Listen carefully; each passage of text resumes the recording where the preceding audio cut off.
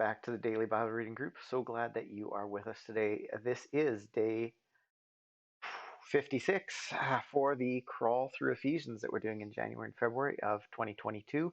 My name is Bruce Taylor, and you're all very, very welcome. Yeah, we're getting close to the tail end of this. Only a handful of these talks left in the series. So really thankful for all of you that are participating. And a big special thanks to our leadership development group that is meeting weekly to talk through a lot of this. And yeah, excited about it all. So let's jump back into Ephesians chapter 6. Excuse me. And so we just have been talking about this armor of God, right? And so we're just about done that. We're done the armor, but it's not quite done. Let's look. Moving into verse 18 to 20. So we've been talking about the armor, right? Helmet of salvation, sword of the Spirit, etc. Praying at all times in the Spirit, with all prayer and supplication.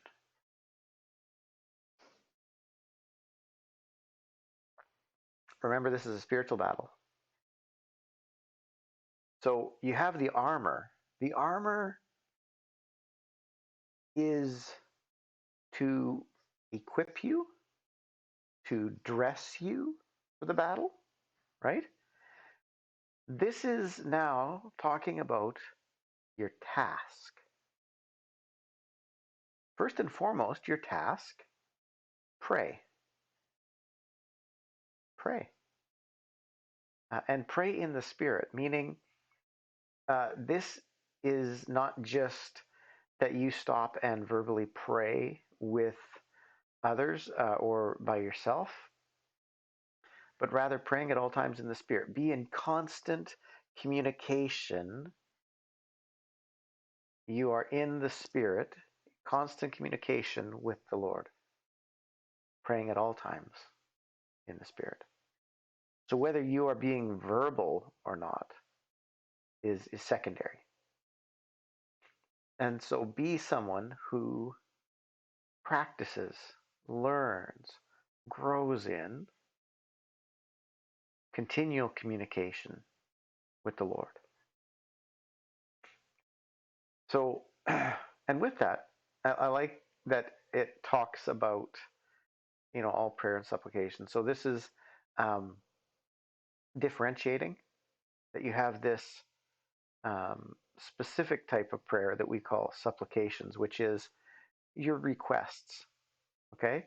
So with all prayer, meaning all of this other important stuff to do with prayer, right? Recognizing who God is, worshiping, adoring, giving thanks to Him,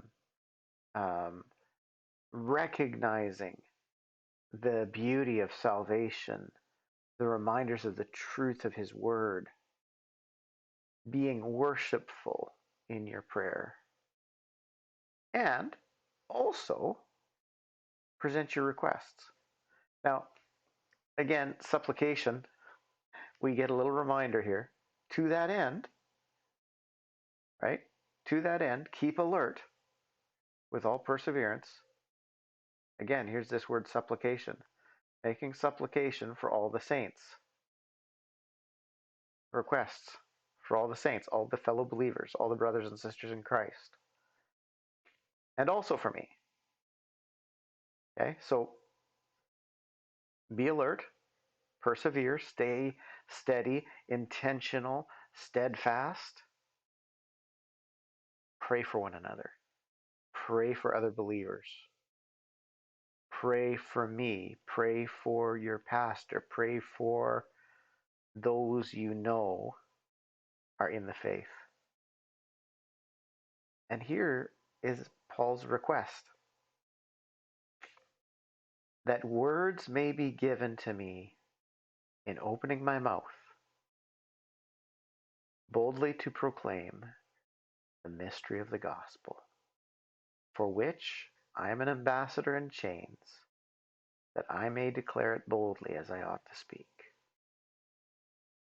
So this is part 2 of the battle. So part 1 of the battle, be about prayer. Be about prayer. Pray for other believers. Pray that God would use them. Pray that they would have the words that they need to share with others, their testimony, the words of the gospel, that they would have the courage that they need to live their faith, to speak about Jesus. Courage, wisdom, that they would recognize, the same as the earlier prayers in Ephesians, right? That they would have this closeness to the Lord and experience His work in their lives and things like this, okay? So part 1 is that prayer, but the request here is part 2. See, we aren't to be those. I mean, I get that for some people, prayers is their ministry. So don't discount that. Especially people that there's very specific reasons for it. I'll give you an example. I happen to know some people that they have very little contact with people because of their health conditions. Love the Lord, have a heart for the lost. They can pray. And they can pray for you, and they can pray for me, and they can pray for all sorts of people. This type of prayer. And they don't need a pile of detail to do that. They can know your name and know you have a passion to reach people with the gospel. They can pray for you. But that being said, most of us, okay, and what I'm saying is there's exceptions, but most of us, we are called to pray, but we are also called to do, okay?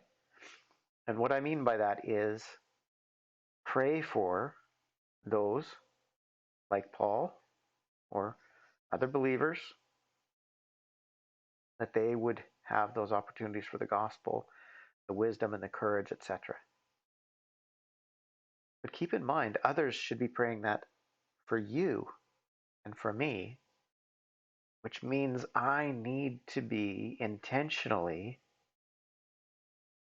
taking advantage of the opportunities I'm given. I need to intentionally make use of the interactions I have with people. And this is not at all because people respond to Christ because of me. No. This is all about they respond to Christ because God works in them. But for some reason, He chooses to use weak, messed up vessels like us. And so we are called to obedience. The armor, this prayer focus as well, is about helping us to be able to do the kingdom work, the mission we've been given, the gospel expansion more effectively. So it is about being prepared, protected, strengthened, readied, right? And it is about praying for one another in that same kind of model and thinking. But then it's also us doing.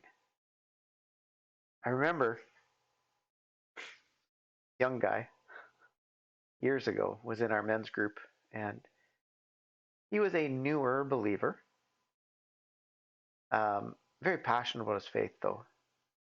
But as we were praying in one of our small groups, he became very convicted, because it was not uncommon that somebody might pray, Lord, give me opportunities that I might share my faith this week, or something like that, right?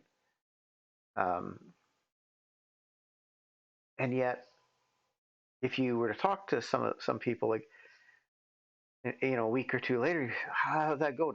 Was there things, and they'd be like, yeah, no, there really wasn't an opportunity. This young guy became very convicted, and he said to me, he said, I've become so convicted about this because I think instead I pray that the Lord would open my eyes and that I would have courage to take the opportunities that are all around me every day that He has presented for me. And I went, yeah, you are so right. We often are praying for some, drop in my lap specific thing. Somebody walks up to you and says, man, why don't you tell me about Jesus or something like that? Like things that I'm not saying they never happen. They don't normally happen, okay? I've had some things like that in my life. They are rare. But we are around people every day that need the Lord. So more appropriately is this prayer of the wisdom to use the right words, the courage to do so, right? To make the most of those opportunities that are around us every day. Anyway, I'm going to leave you with that for today, and we'll be back with you again tomorrow. All right, bye-bye for now.